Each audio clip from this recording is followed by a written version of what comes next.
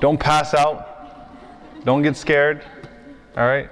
Inshallah, she'll go back to being normal. She won't always scream at you that way, and she didn't mean it, everything that she said. Just remind her to make dua, okay? Remind her to make dua. Also, if the husband words the dua at that time, because at that moment of pain it's very hard to remember. So word the dua also. That's a good one, obviously. All right, so the time of birth. So obviously the time of birth, Rasulullah ﷺ told us that every time the child is born, the child is poked, if you will, by shaitan, in the sense that the shaitan is already declaring his enmity for that child, even when the child is just born. And obviously, whenever we're approached by the shaitan, when we feel thoughts of the shaitan, we say, "A'udhu billahi minash shaitanir rajim."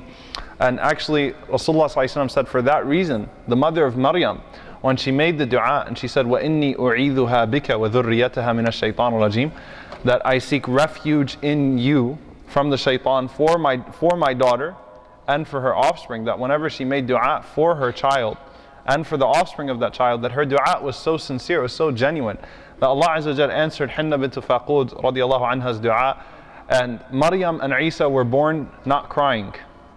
And not because there was something wrong with them, but Allah subhanahu wa ta'ala gave them so much peace that when they were born, they were not crying. Now obviously you'd be very scared if your baby's born not crying, but with them, because of the peace that Allah subhanahu wa ta'ala gave to them, because of that dua of the mother. So obviously you're making dua to Allah subhanahu wa ta'ala. As you know, Imam al-Ghazali rahimahullah, he said something that's very important. He said transferring realms is always hard, going from one world to another, right? And he likened it very beautifully, you know, to the way that a person would go from dunya to barzakh, to the realm of death, right? No matter how good you are, there's still, you know, you can't really know everything that you're going to expect. It's a totally different realm. It's a totally different world. And that's why it's traumatizing. It's traumatizing in its nature. But Allah makes it easier for the believer. And being raised from barzakh to the world of the akhirah is traumatizing. You know, it's, you know, the people that would have been punished their entire lives in the barzakh, in that realm of death, would say, Ya waylana man ba'athana min marqadina hadha, who woke us up from our sleep? So it's traumatizing. You know, it's because they're seeing a whole nother world. So you're going from one world to another, and it's naturally very traumatizing. So you make dua to Allah subhanahu wa ta'ala to make it easy for you, right? To make it easy for you. And you make dua for your children also, that Allah subhanahu wa ta'ala makes it a smooth delivery. And Abdullah bin Abbas radiallahu ta'ala anhu, he says, when Allah Azza wa Jalla says in the Quran, Inna hadaynahu sabil, we guided him to the path, imma shakiran wa imma kafura, either he'll be grateful or he'll be ungrateful. He said it's literal in the sense that literally Allah guided you out of your mother's womb. And subhanAllah, when you study medicine, I haven't studied medicine, but I've heard this frequently said. People who study medicine, they just say, subhanAllah, how do you not believe in Allah when you study this stuff? All the processes, everything that's going you know, into that. This sophisticated creation, and then everything that can go wrong at birth and still the baby is born. Right? So Allah says, Inna hadaynahu sabil, Allah makes it easy for you. He guides you that path, and He guides you the path of Islam also. So it's in the literal sense, as in coming out of your mother's womb, and it's also in the sense Allah subhanahu wa ta'ala shows you the clear path. He guides you to the clear path, and you can either be grateful or ungrateful to Allah subhanahu wa ta'ala as a result. So a lot of things can happen at that moment. It's important to be grateful to Allah subhanahu wa ta'ala, and you make dua to Allah subhanahu wa ta'ala to make it easy for the child. And that's why the first thing that you do when the child comes out is what? Right away, adhan. Okay? Now, adhan very softly. Alright? Don't scream at the child, and don't try to sound like the mu'adhin at the haram. Start going, Allahu Akbar, Allah. You don't do that. Okay? But subhanAllah, you take the child and you soothe it with the remembrance of Allah subhanahu wa ta'ala. And this is narrated by Abu Rafi' in the hadith in Sunan Abi Dawud, the authentic hadith, that I saw when Al-Hasan radiallahu anhu was born, Al-Hasan ibn Ali, to Fatima radiallahu anha, the Prophet ﷺ took Al-Hasan and he uttered the adhan in his right ear. So he quietly made the adhan in his right ear in a soft, soothing voice. Okay? Not in a very loud voice. So the adhan is made in the right ear. Although there is no authentic hadith about the iqama in the left ear, many of the scholars said you also do the iqama in the left ear. Okay? So there is no sahih hadith per se, but it is many of the scholars said you do the adhan in the right ear and then you'll turn him and you'll do adhan into the left ear. But try to do that, brothers in particular, hopefully you're not passed out by then. Try to do that right away. Okay? Just take the child, it's a very touching moment. It's beautiful, subhanAllah. And wallahi, I'm not lying, when my daughter was born, that was the only time she wasn't crying. It was like in the first 2 hours of her birth, when I did adhan in her ear, she just got quiet and she's like, what's going on here? Then she went back to crying, you know. And obviously the way that they treat the baby, if those of you who haven't seen the way they treat the baby in the hospital, it's like being at a factory or something like that, right? It's just like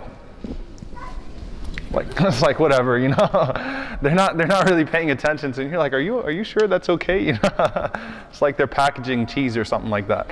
All right, but they're packaging a baby. But subhanAllah, it soothes the baby. Remind them of Allah subhanahu wa ta'ala.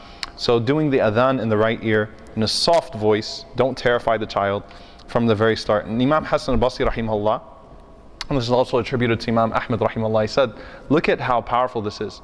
You come into this world with adhan but no salah. Right? You come into this world with adhan but no salah. You leave this world with salah but no adhan. Right?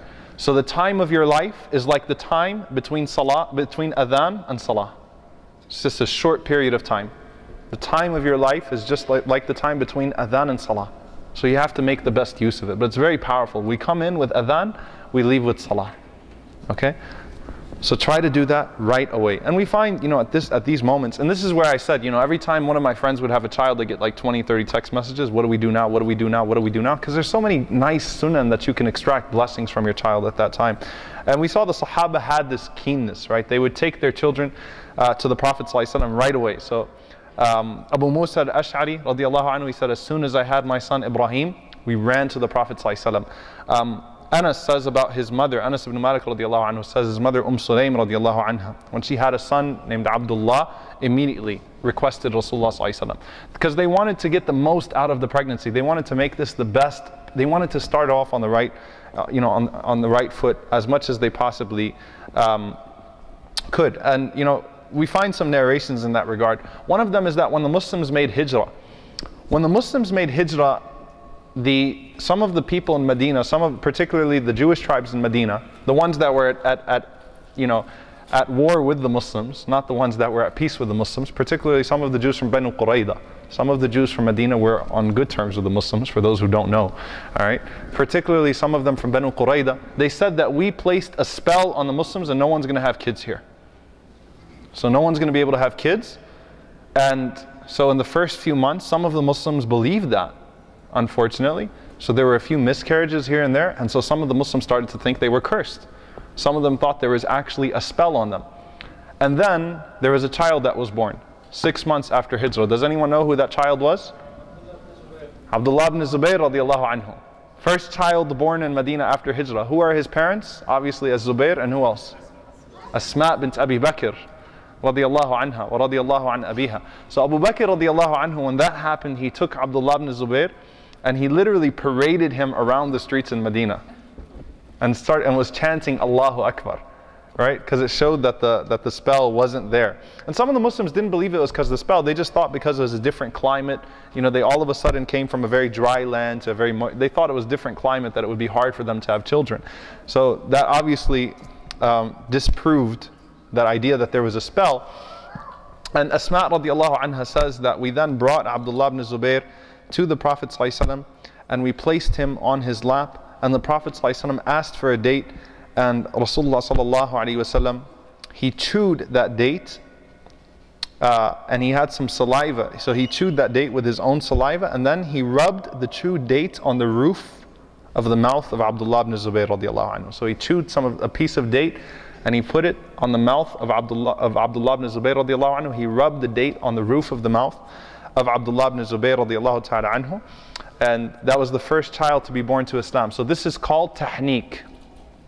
Tahniq, tahannuk is whenever you take the date, you chew the date, and you rub the date on the roof of the mouth of the child. A more explicit hadith is from Anas radiallahu ta'ala anhu, that I went to the Prophet ﷺ with my brother, his stepbrother, was Abdullah ibn Abi Talha, was his stepbrother. Okay, his mom, Sulaim, had Abdullah.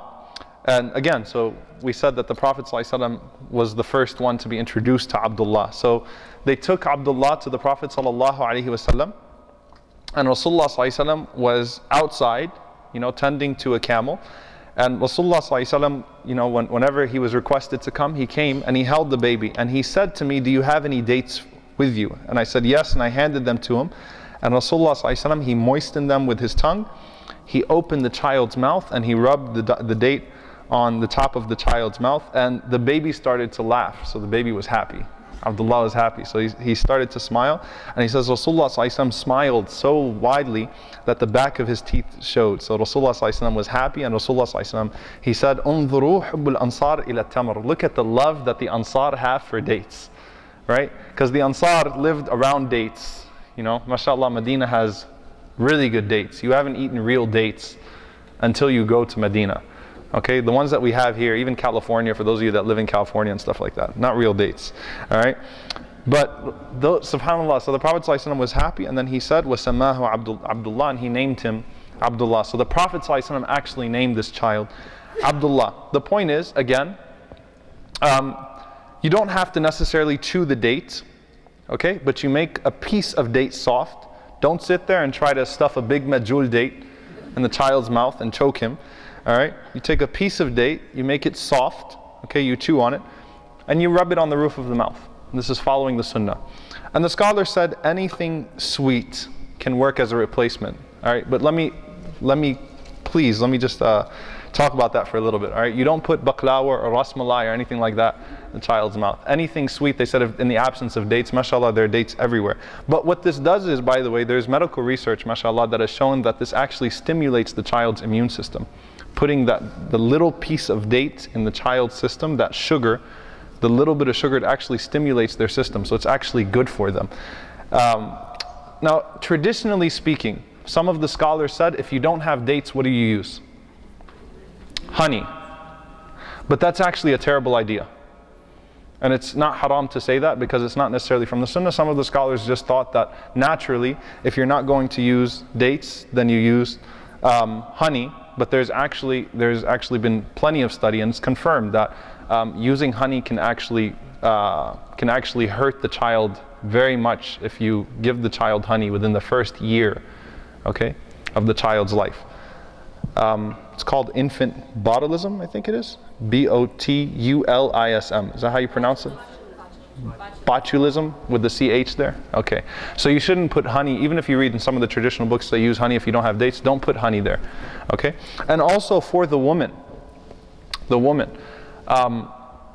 Allah subhanahu wa ta'ala say to Maryam? Right? Allah subhanahu wa ta'ala gave her dates and warm water. Right? Right? Allah subhanahu wa ta'ala gave her dates and warm water. So we can take from that it's good for the woman also. And by the way, again, medical research has shown that it replenishes the woman. It calms her down, it subhanAllah, replenishes her. Dates are an amazing, they just have amazing nutritional value. Dates have amazing nutritional value. So it's good to replenish the woman at that point with dates and drinking water. All right, so that's what you're going to do right away. Now the next thing is obviously naming the child.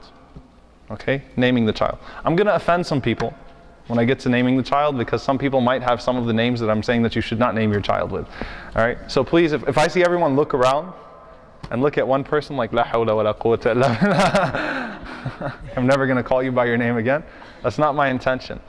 My intention is to talk about what are the best names to give. Okay, so how do you name your child? What's the process of naming your child? First question is, when do you name your child? So traditionally, the ulama used to say the 7th day is the time that you name the child. So the best time, because Rasulullah ﷺ named Al-Hassan and Al-Hussein on the 7th day. Okay, on the same day of their aqiqah, the Prophet ﷺ named Al-Hassan and Al-Hussein. So some of them said the 7th day, but that doesn't mean it's set in stone, because in Sahih Muslim, Anas ibn Malik radiallahu ta'ala anhu, he said that Rasulullah ﷺ said, a boy was born to me last night, وَسَمَّيْتُهُ Ibrahim, and I named him Ibrahim. So he was born last night. So the Prophet ﷺ obviously named him before 7 days. So the only reason I'm mentioning that is because you can name them at any time. All right, in our society in particular, it might be kind of awkward to have just a baby without a name for the first 7 days. You can name them even before the child is born, that's okay. All right, but the Prophet ﷺ named the child one night later. Now, what are some of the guidelines for choosing the name?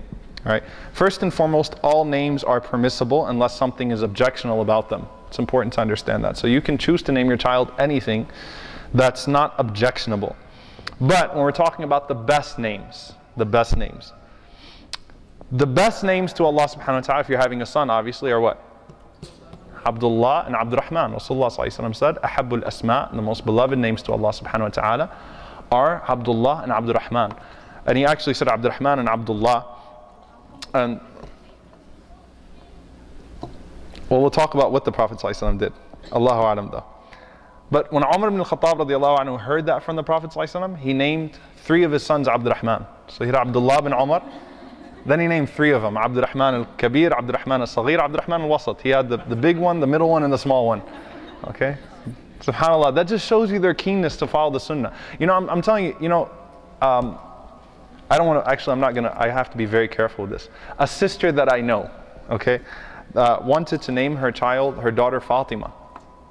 And whenever she wanted to do that, her relatives, who, mashallah, hijabis, jilbab, they said, "Hada ism qadim, that's an old name, you know, why don't you name them something new, like with flavor to it," right? It's like, that's the daughter of the Prophet ﷺ, right? The keenness to follow the sunnah. I'm telling you, and that's why, by the way, if you go to the Middle East now, very few people are now naming their daughters and their sons after Sahaba and Sahabiyat and stuff like that. It's very rare now. It really is now. It's very rare. It's not haram to name them other things, but it's like looked down upon. Okay, why are you doing the same old thing over and over again? Okay, but look at the Sahaba's keenness to follow the Sunnah. Umar al-Khattab named 3 of his kids Abdurrahman. So that's the first thing. There's another category of names which is the abd of anything, ibad of anything, or amma, right? Amatullah, or so on and so forth. There's a weak hadith that the Prophet ﷺ said that any of the names that have ubudiyya in them are beloved names, are the best of names. Okay, it's a weak hadith, but some of the scholars still acted upon that. They said it's good to name your child Abdul something, you know, an established name of Allah subhanahu wa ta'ala. So having ubudiyya there, okay, having the servitude of Allah subhanahu wa ta'ala denoted in there. These are just good names. Again, the third category is the names of prophets and messengers. And Imam al-Qayyim is the one who's giving these categories, by the way. Okay, Rasulullah ﷺ actually said, "Sammu anfusakum bi asma' al-anbiya." Name yourselves with the names of the prophets.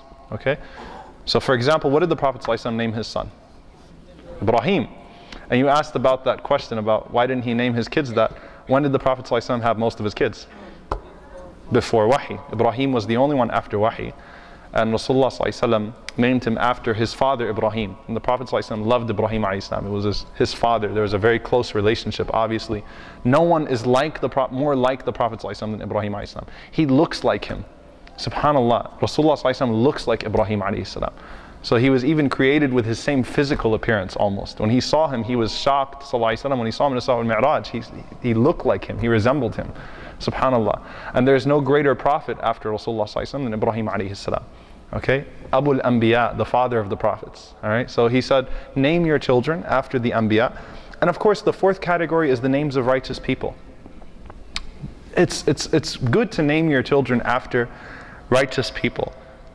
Whether they're Sahaba or even, you know, even some of the modern day righteous people that we have. Or you see someone who has some righteousness in them and you want to name your children after them. That's a nice thing to do.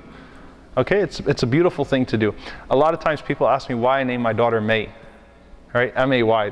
And people think I was just trying to cop out. You know, I didn't want my daughter to have too much of an Arabic name so she could blend in. You know, that's why I named her May. I named her that after my mother, rahmatullah alayha.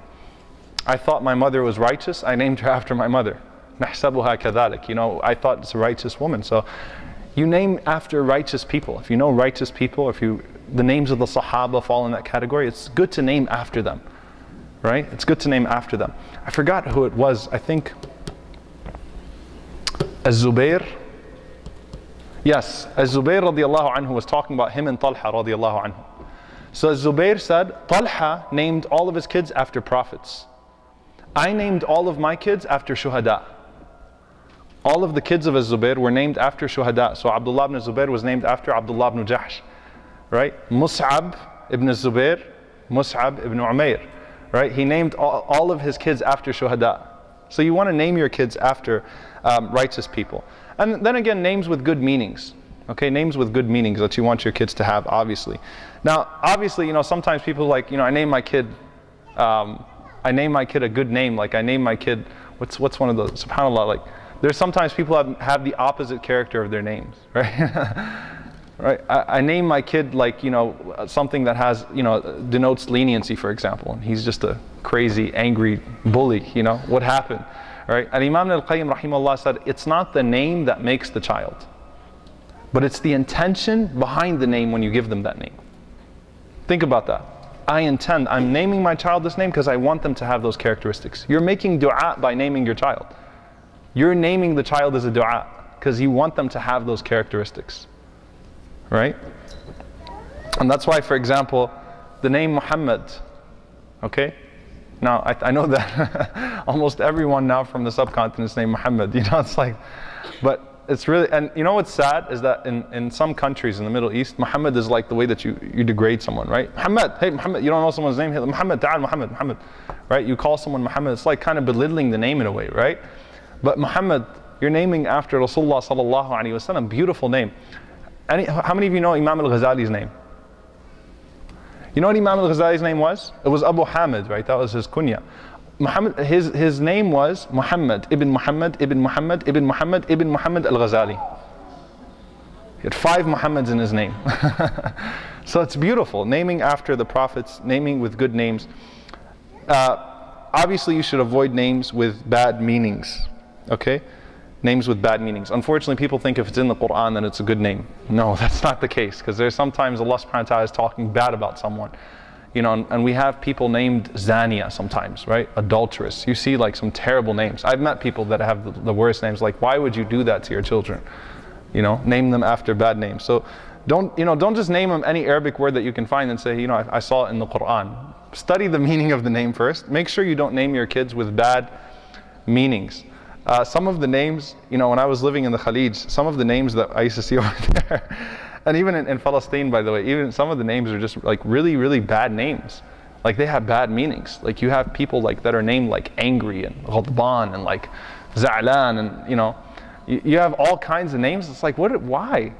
Why would you do that? Like I understand if it's the tribe name, but if you're naming your kid that, why are you going to name him that? Right?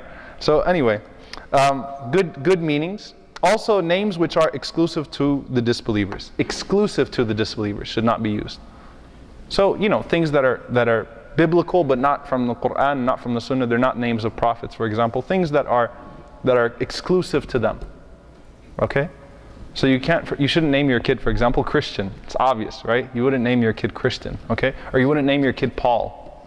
All right? Those are names that are exclusive to them. Okay? And names which only belong to Allah subhanahu wa ta'ala and cannot even be used as an attribute. So you can't, I've seen some people name Rahman. It's haram to name your child Rahman. Only Allah can be Rahman. Can you name someone Kareem? Yeah. Because a person can be generous. A person can be Kareem, but a person can't be Al-Kareem. Okay? You can't name your kid Qahir. Okay? The subduer, Al-Alim. Mutakabbir. You don't want to name your kid Al-Mutakabbir because pride with the human being denotes a bad thing, right? Muhaymin, Quddus. So there are some names of Allah subhanahu wa ta'ala that are specific to Him, that are limited only to Allah subhanahu wa ta'ala, and even their attributes are not given to human beings. They're not to be used for human beings. Also, names which denote enslavement to anything other than Allah subhanahu wa ta'ala. Okay, so we still find people named Abdul Nabi, for example. Right, or Abdul something else. Okay, Abdul anything but Allah subhanahu wa ta'ala is not allowed. Okay, and names which are excessive in praise. Excessive in praise. So for example, Rasulullah sallallahu alaihi wasallam saw a girl's name who was Barra. Not Barra like outside. Barra means free of sin. And Rasulullah sallallahu alaihi wasallam changed her name to Zainab. Okay, also, and I know this one might be a little offensive. And Imam al-Nawawi rahimahullah, his name was Muhyiddin. He hated that name. He refused for people to call him Muhyiddin. In fact, he said when he was dying, I will forgive anyone for any wrong they've done to me, but those who call me Muhyiddin, I don't forgive them. Muhyiddin means the one who gives life to the deen. He said, when was the deen dead? So he didn't like the name Muhyiddin for himself. He considered it bad for himself, right? So, you know, change it to like Mo or something like that. I'd say change it in that situation.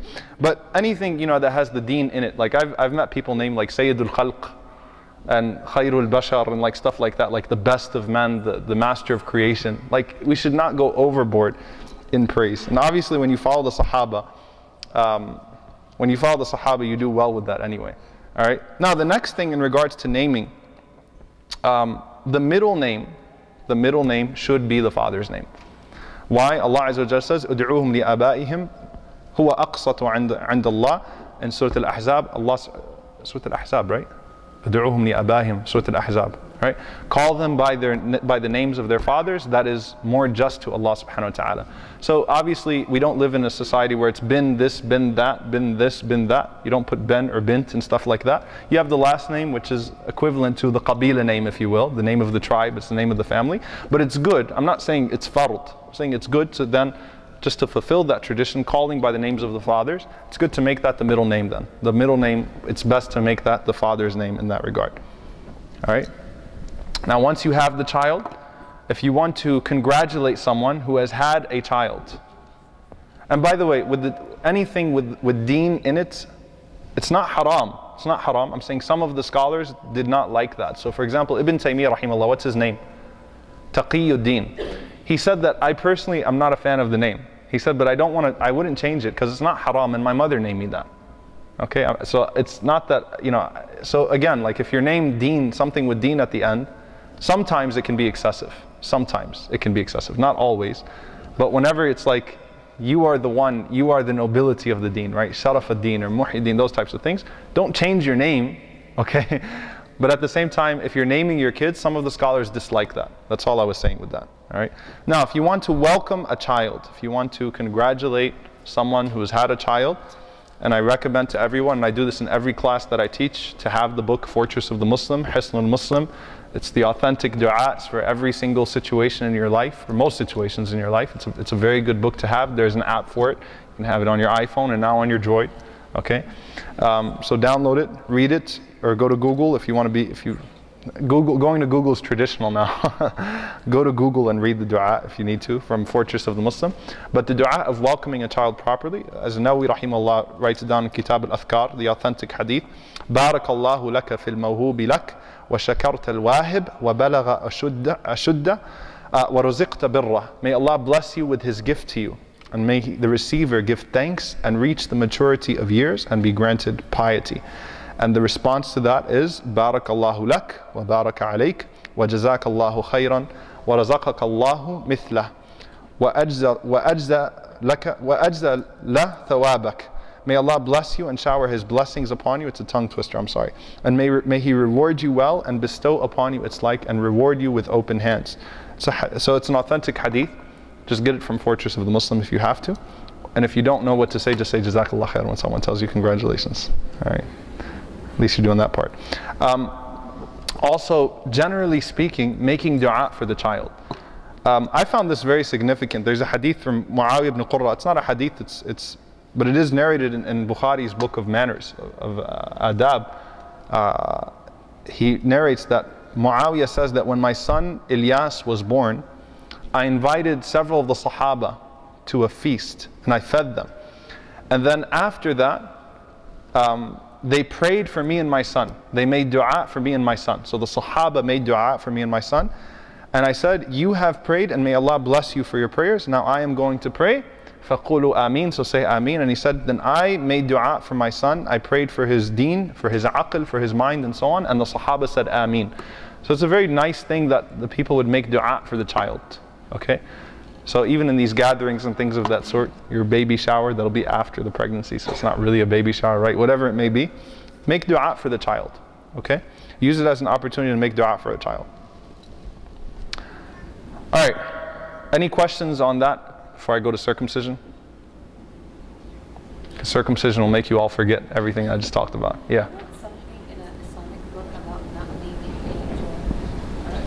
After the name of the malaika, the names of the angels? Yeah, so you should not, naming a daughter Malak would not be something that's I'm not saying haram, but it's definitely under dislike. After the names of the malaika, Imam al-Qayyim rahimahullah said some of the scholars had reservations with that because none of the Sahaba named their kids like Jibreel and stuff like that. Some of the Sahaba didn't, none of the Sahaba did it, so he said perhaps they didn't like to name after an angel. Perhaps, but it's not haram. Okay? Yeah. If you forget what? You forget to give them a date or you didn't know about it. It's not If you forgot to give them a date, just go home and like take a date and corner them and stuff it in their mouth and say, we're doing the sunnah now, you know? No, it's just sunnah. It's not fard. You don't have to do anything now. let them taste it, right? Just Yeah. taste it. Yeah. Don't put the date in their mouth entirely. Just let them taste the date. Sister, yes, sister. Yeah, go ahead. I had a question. What if you have a name from someone in the Quran and you have it in Arabic, but then in English it's a different name? Is it okay to call them the name in English? Yeah, sure. So calling Abraham, for example, Yeah, right? Abraham or Ibrahim. You know, Abraham is in the Quran. One of the ways of reading, وَذْكُرْ فِي الْكِتَابِ Abraham in Shu'bah. And so Abraham's in the Quran. It doesn't matter in what dialect you say the name. Yes, you can name, in fact, you can name them purely, you could choose to name your kids in any name whatsoever. And in fact, by the way, when converts come to Islam, like your name is Sister Nicole, right? When converts come to Islam, I tell them it's better not to change your name because it takes away the foreign aspect of Islam. Rasulullah ﷺ didn't change Sahaba's names unless they were objectionable when they became Muslim. What about like Eve? Like Eve? That's fine. And her name is Hawa? Hawa. Yeah. That's fine. Like two different You can name the English name. You can do that. You can absolutely name them by the English name of the Prophet. Yes. For the baby to be washed before giving adhan, or sometimes people wait? Should you wait for the baby to be washed?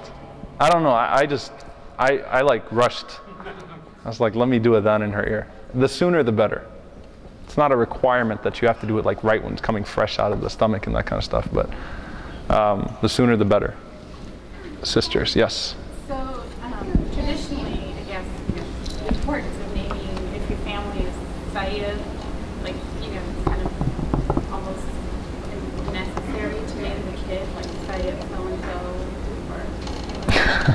Well, the naming of Sayyid is deceiving because everybody is a Sayyid, and it's supposed to mean that you're a descendant of the Prophet ﷺ, right? That's why people do Sayyid, but I personally doubt that everyone named Sayyid is a descendant of the Prophet ﷺ.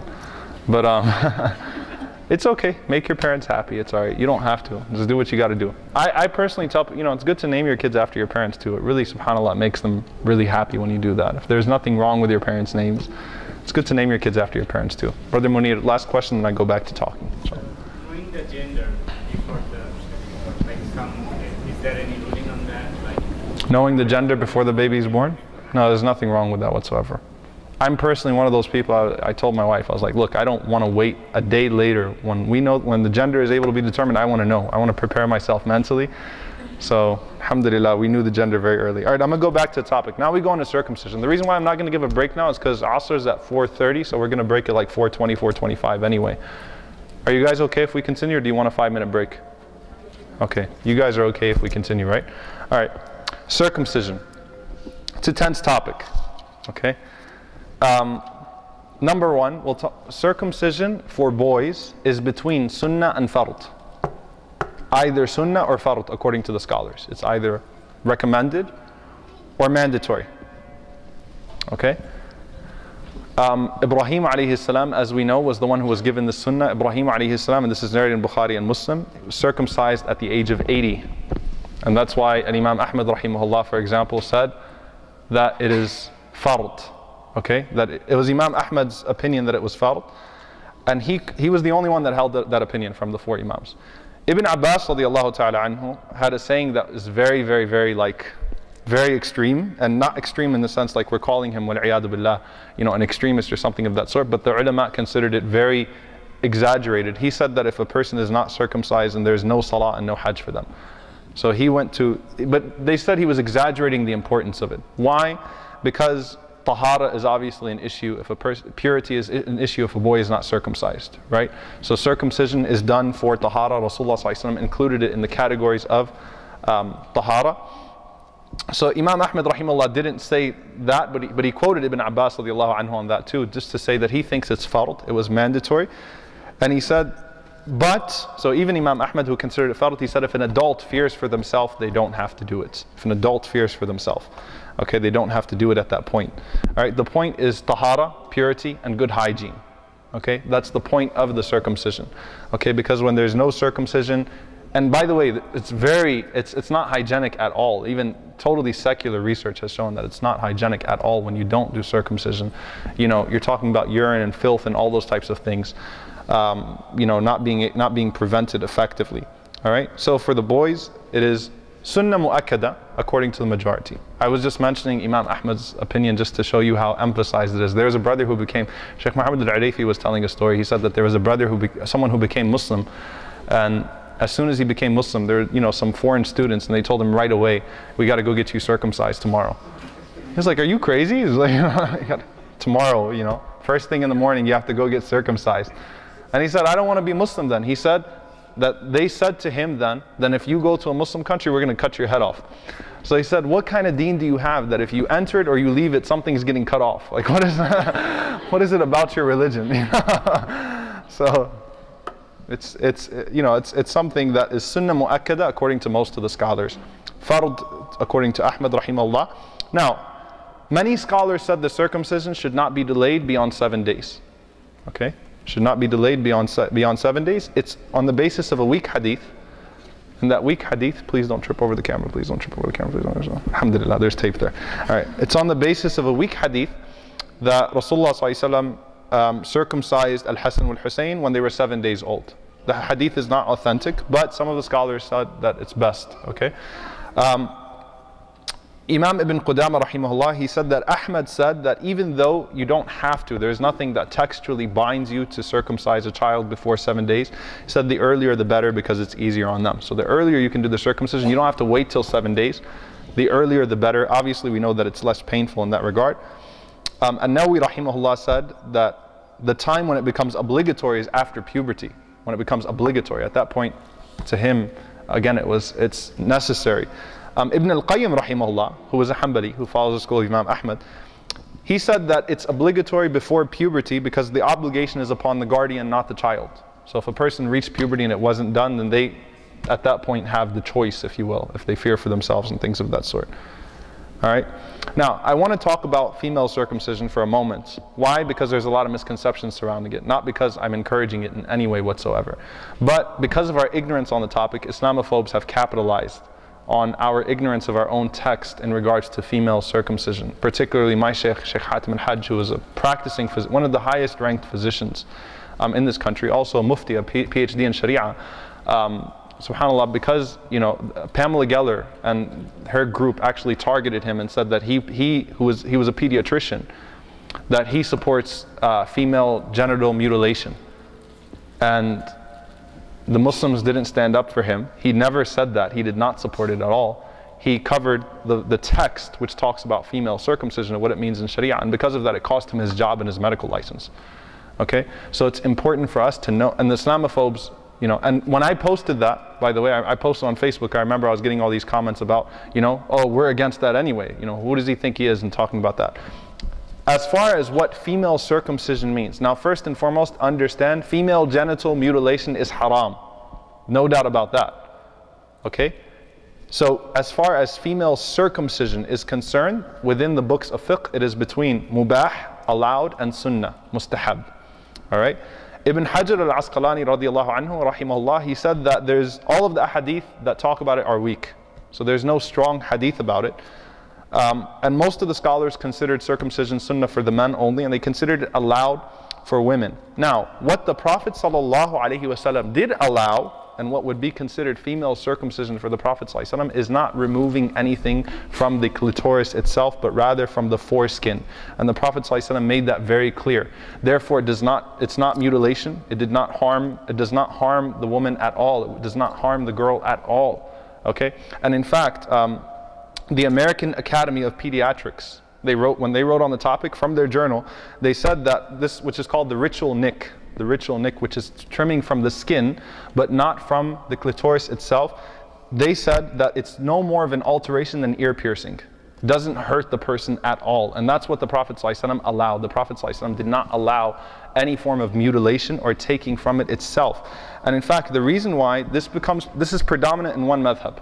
It's predominant in the Shafi'i madhab. Not because Imam Shafi'i held this opinion, rahimahullah ta'ala, okay, which is actual genital mutilation. It happens in North Africa and it's predominant in his madhab.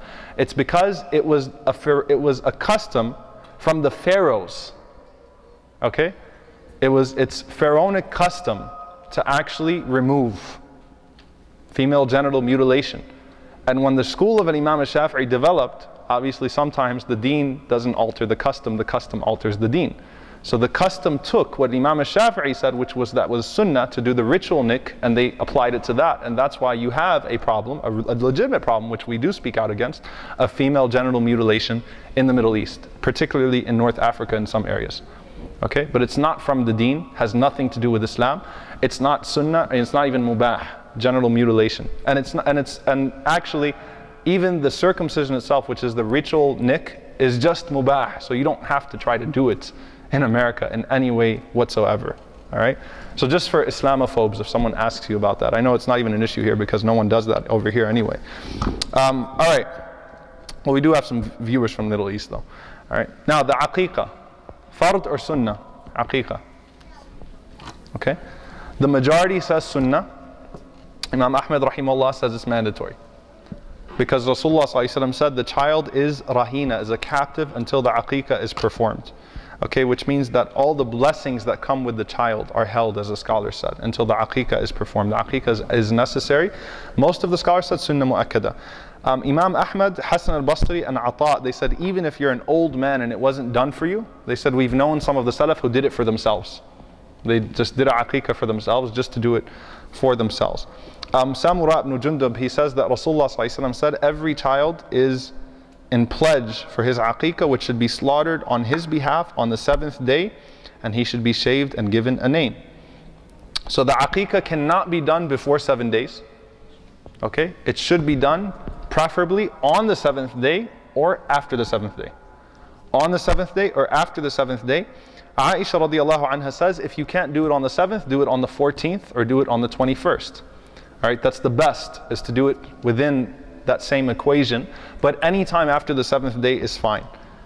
Alright, there are no specific portions according to the majority in the aqiqah the way there are in udhiyah. So it's not like you have to designate 1/3 for charity, 1/3 for as a gift and 1/3 for yourself. They say there is no specific portions in aqiqah for the most part. Some of the scholars said just out of qiyas, it's good to follow that same equation though anyway. Make sure, in essence, make sure that there's a portion of your aqiqah that goes to sadaqah. All right, make sure that there's a portion that goes to sadaqah or give something in sadaqah as a result. Can you just give charity instead of doing aqiqah? Can you just give charity and just call it a day? What do you guys think? No. Okay. So the aqiqah still can take place, but you can have someone else do the slaughter for you. So in any country, whatever it is, if you want to appoint someone to do the aqiqah for you, that's fine. All right. Yeah, so you can feed people from the aqiqah, you can give it in charity, you can do those types of things. It's fine. So you can designate the portions as you want. Obviously, make a share of it as sadaqah, no matter what. All right. That's my next topic. Why is it 2 sheep for a boy and 1 for a girl? And by the way, 2 sheep for a boy, 1 for a girl. There are camels, cows, goats. This is all allowed. Okay. Camels, cows, and goats. I know some people like to do goats. So it can be 2 sheep for a boy. It should be 2 sheep for a boy, 1 for a girl. And you can give extra, so it's not like you're limited to that. So you can slaughter more. All right, don't be stingy. If you're having aqiqah, you know, and you got a bunch of people coming, don't just slaughter 1 sheep. Do your best to accommodate, you know. But you can do more as extra. Okay. Now, what's the difference? Why 2 for a boy and 1 for a girl? Most of the ulama, their reasoning for that, they said that it's the share of inheritance of the son and the daughter. It's as simple as that. The share of the son is twice as much as the daughter. Has nothing to do with gender, because the mother and the father, you guys inherit. You guys attended hopefully the inheritance lecture last night. Mother and father, what's their share? 1/6 and 1/6, right? They both get the same share. It has nothing to do with gender. But the boy, the assumption here with the 2 and the 1 is that the boy is going to be the one that's going to have to provide for the family. If it's not that way, then the equation does not apply. Then the girl is given more to accommodate and things of that sort. So this, and by the way, Islam was the first religion to assign inheritance to women, period. The Bible does not assign any inheritance to women. All right? No religion before Islam ever assigned inheritance to women. Allah subhanahu wa ta'ala gave that to the woman, and the woman does not have to spend on her family from that. It's just for her. Whereas the man is mandated to spend, okay, upon the women of the household. Again, if the equation changes, then it's taken into account. But the aqiqah, most of the scholars, they said it's the same way as the inheritance. 2 for the son, 1 for the daughter. And interesting fact, and subhanAllah, this is just, I noticed this also. Rasulullah ﷺ, when he slaughtered for Al-Hasan and Al-Hussein, he only slaughtered 1 for each. Perhaps some of the ulama said that the Prophet ﷺ you don't inherit from the Prophet ﷺ, right?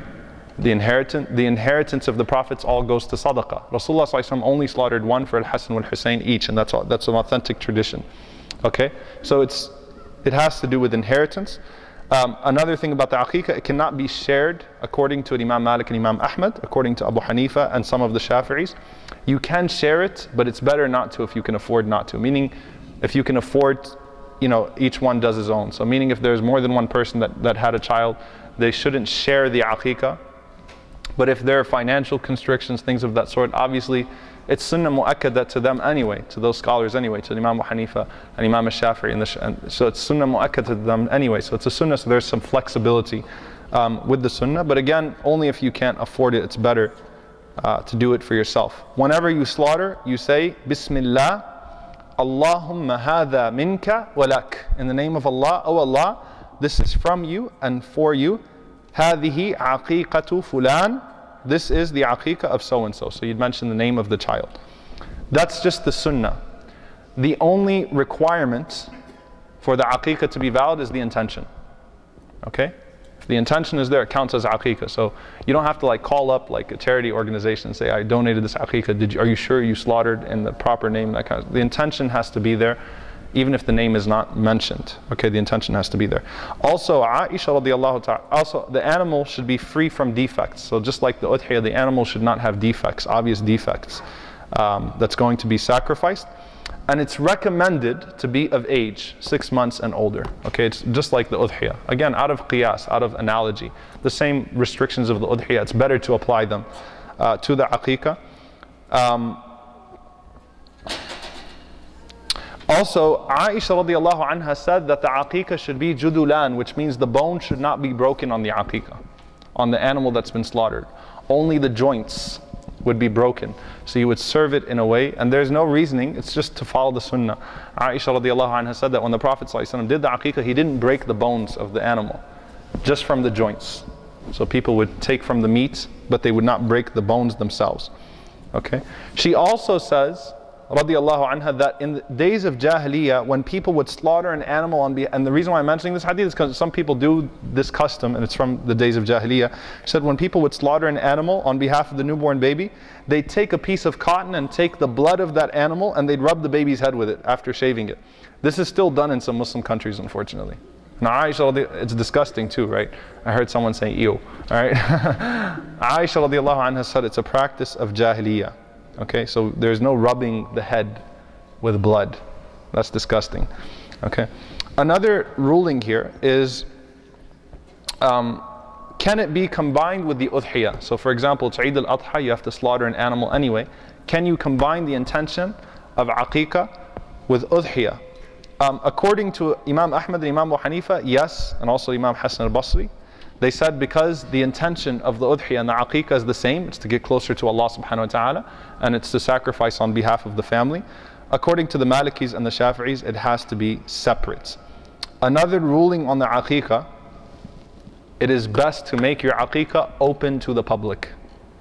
Because Rasulullah ﷺ said the worst, and this is in Sahih Muslim, the worst food is the food of the walima to which the rich are invited to the exclusion of the poor.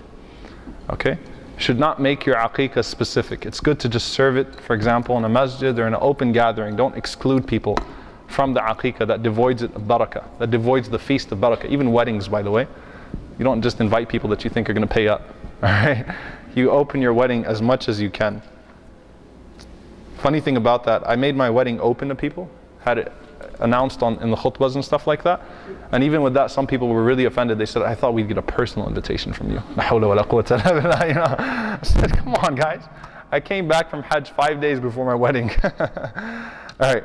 Shaving the head and giving the charity. Giving the sadaqah of that.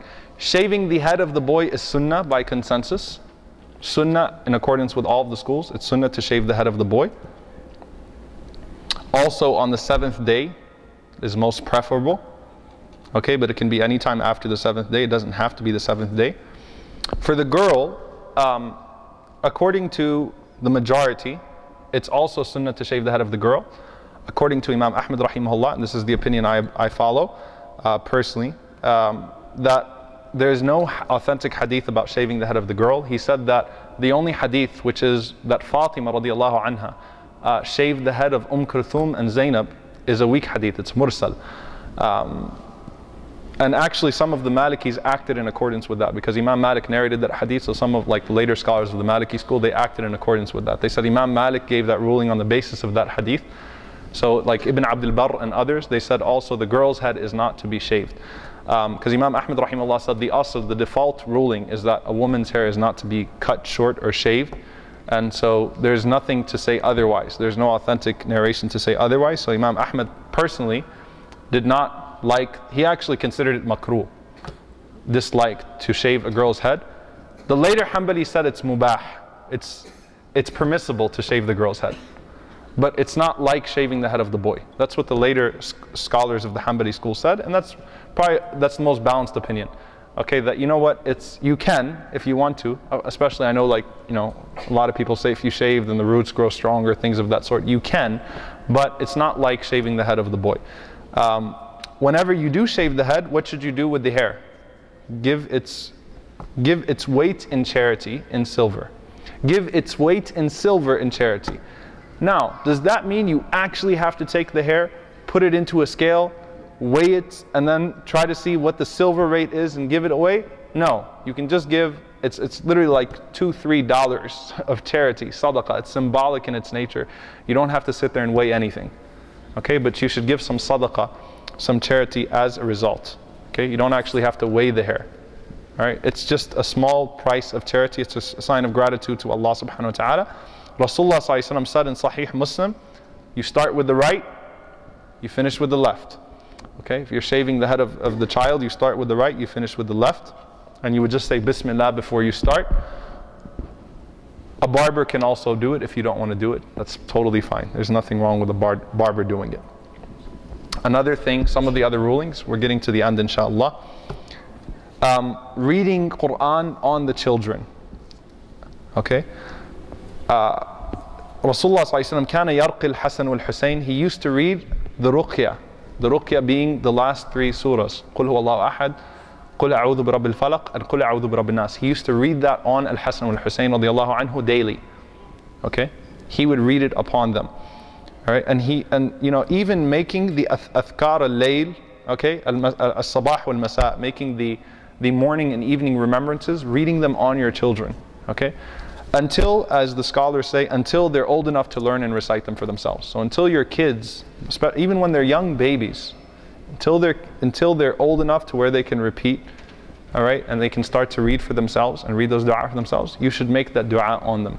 You should read the last 3 quls, and you should read the morning and evening remembrances, but especially the last 3 quls, morning and night. Every time you put your kid to sleep, rub your hand over them, read those 3 surahs over them, because it's a means of protection. Rasulullah ﷺ also used to teach us to say upon our infants and upon our children, أُعِيذُكُمَا بِكَلِمَاتِ اللَّهِ التَّامَّاتِ مِنْ كُلِّ شَيْطَانٍ وَهَامَةٍ وَمِنْ كُلِّ عَيْنٍ لَامَةٍ.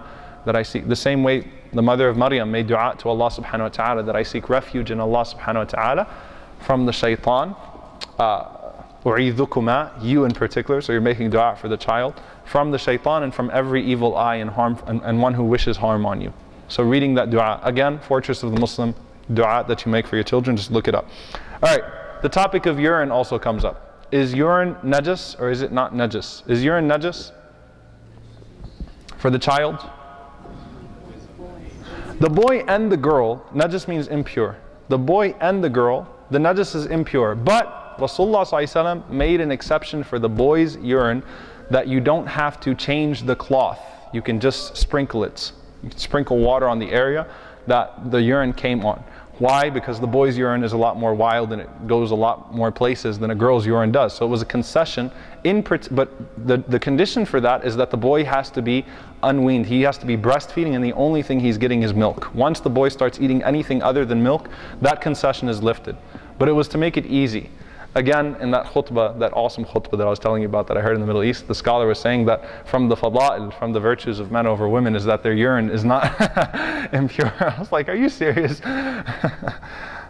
Yeah, so it's because, you know, obviously a boy will reach many more places and a boy's more wild. And I've had this confirmed by mommies like you, who have confirmed to me that boys' urine is a lot worse than girls' urine in terms of where it goes and stuff like that. So Rasulullah, it's still najis, the hukum hasn't changed, but Rasulullah ﷺ said you could simply sprinkle water on the area. You don't have to sit there and try to find every place that the urine touched and things of that sort. Alright? Now, in the last 20 minutes, inshallah, we're doing good on time actually, and then we'll do Q&A after Asr. The topic of breastfeeding.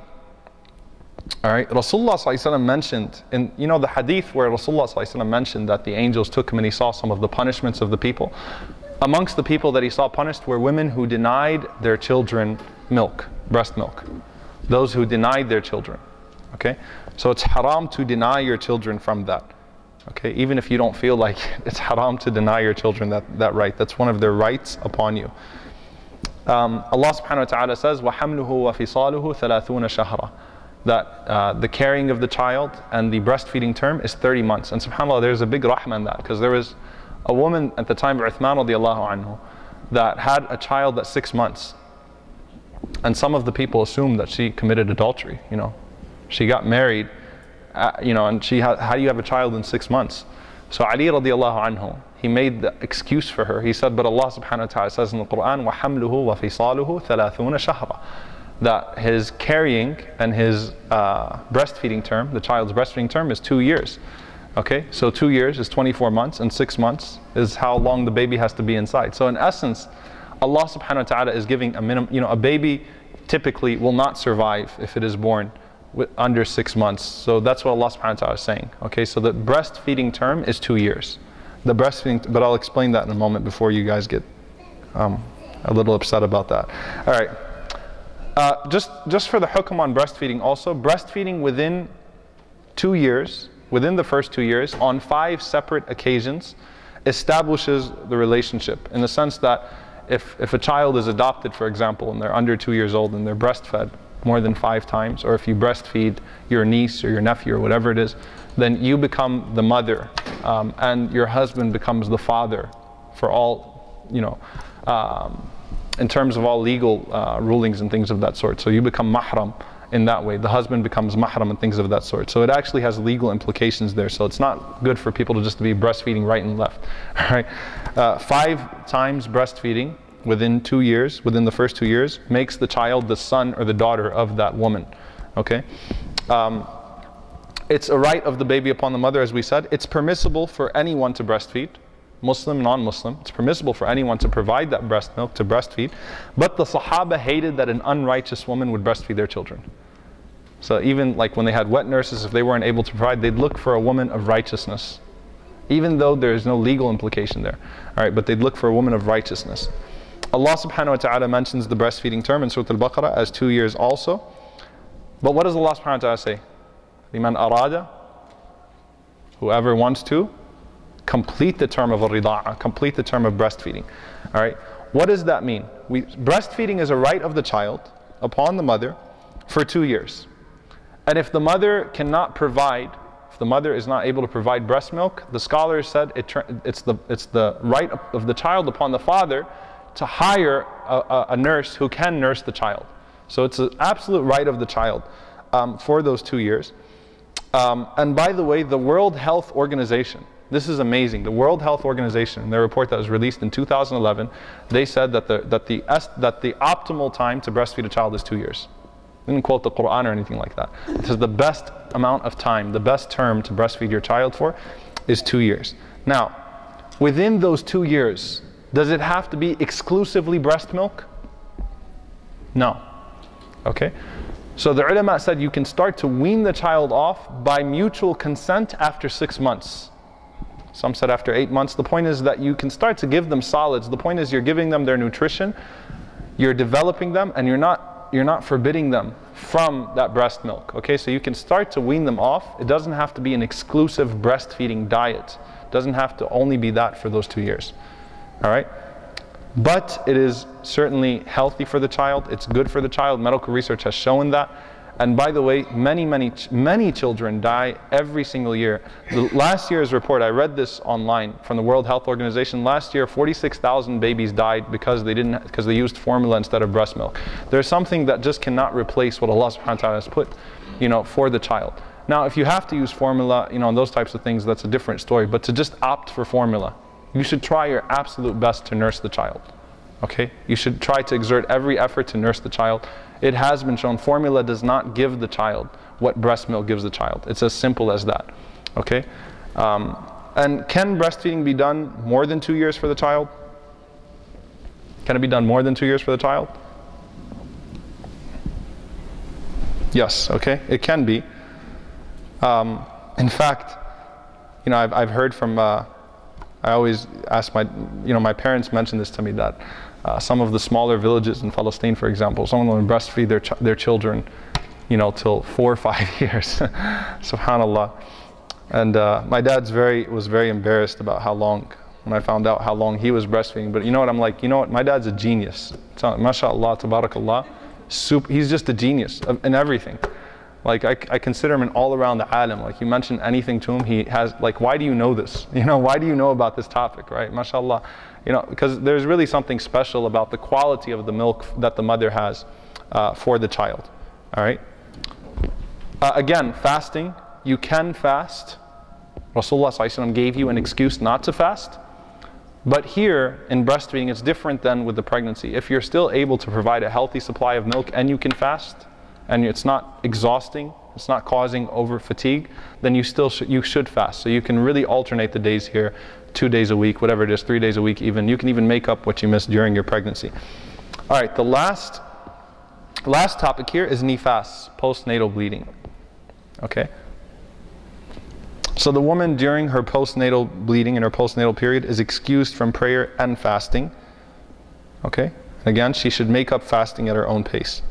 She cannot fast at this time. It's not like pregnancy and breastfeeding where she has the option. She cannot fast at this time. And in essence, with the nifas, okay. And by the way, there's a huge rahmah in this. What they call postnatal depression, postnatal blues, and that kind of stuff. It really does exist. It's scientific. Brothers, we should know this. Women are just depressed when they have children. Okay.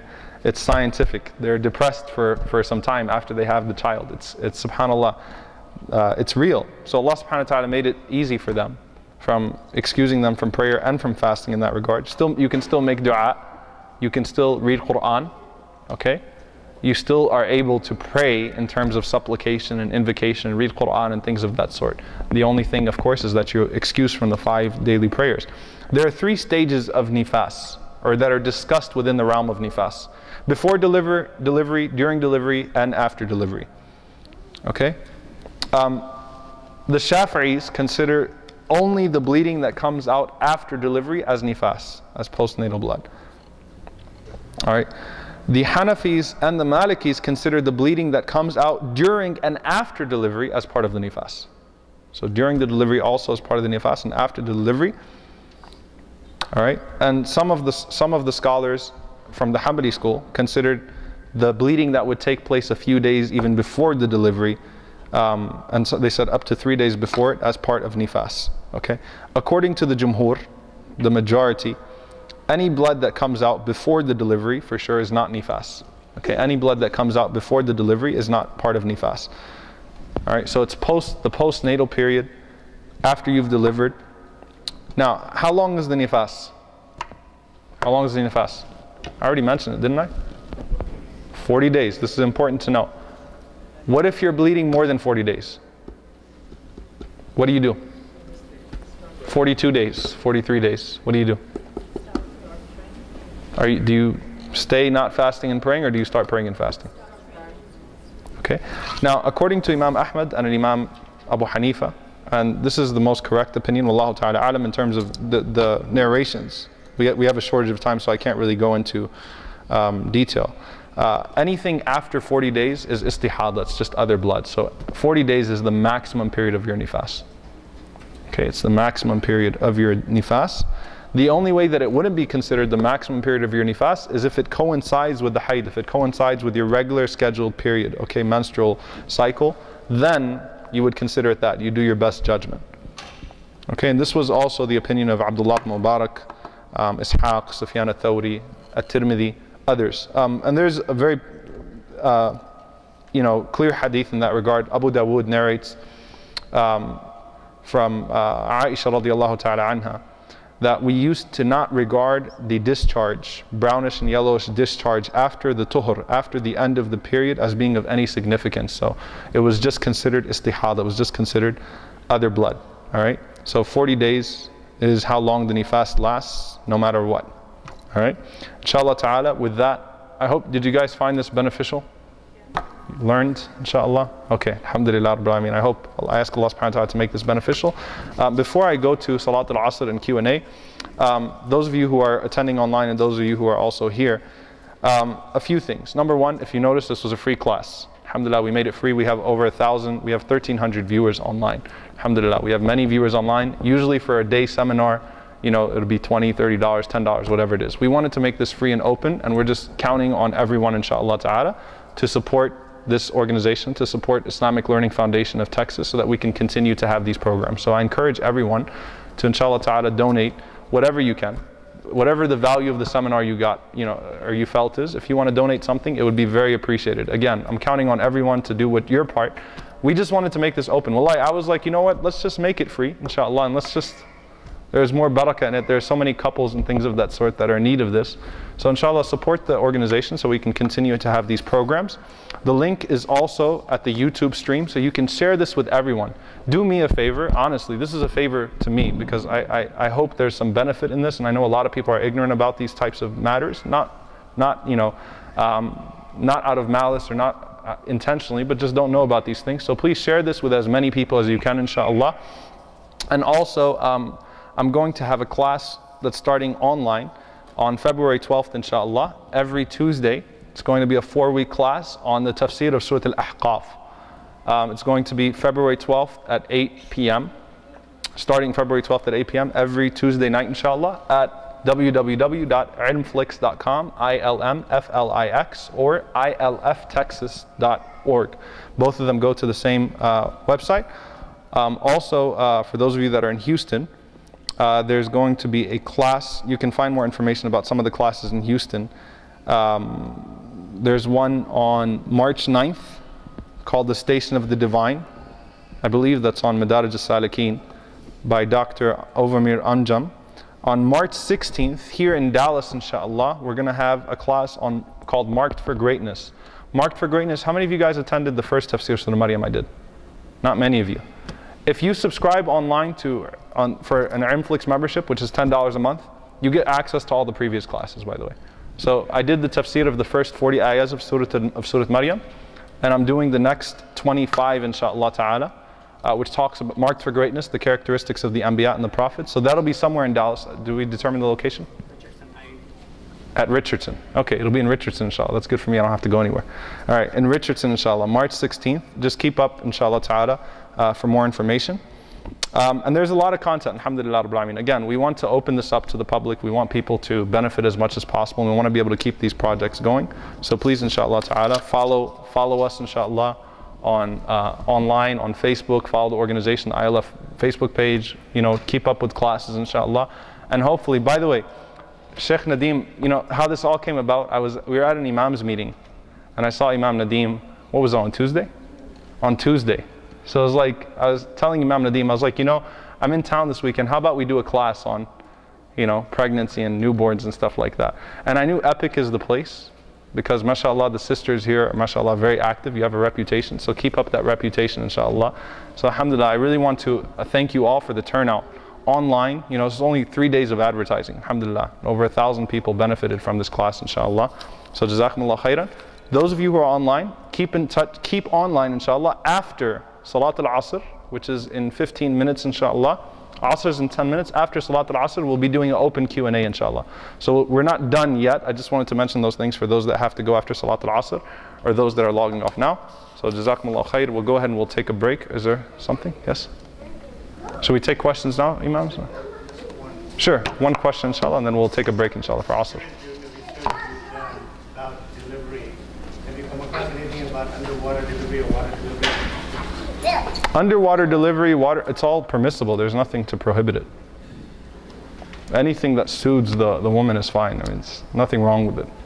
Because al-aslu fil ashya al-ibaha, everything's permissible unless it's proven to be impermissible. So, inshallah, we'll come back, we'll take questions. Please stay, inshallah. After Salat al-Asr, ask your questions. Jazakumullah khairan to all of you for attending, though. Barakallahu feekum, subhanakallah, bihamdika, ashhadu an la ilaha illa anta, astaghfiruka wa atubu ilayk. Wassalamu alaikum wa rahmatullahi wa barakatuh.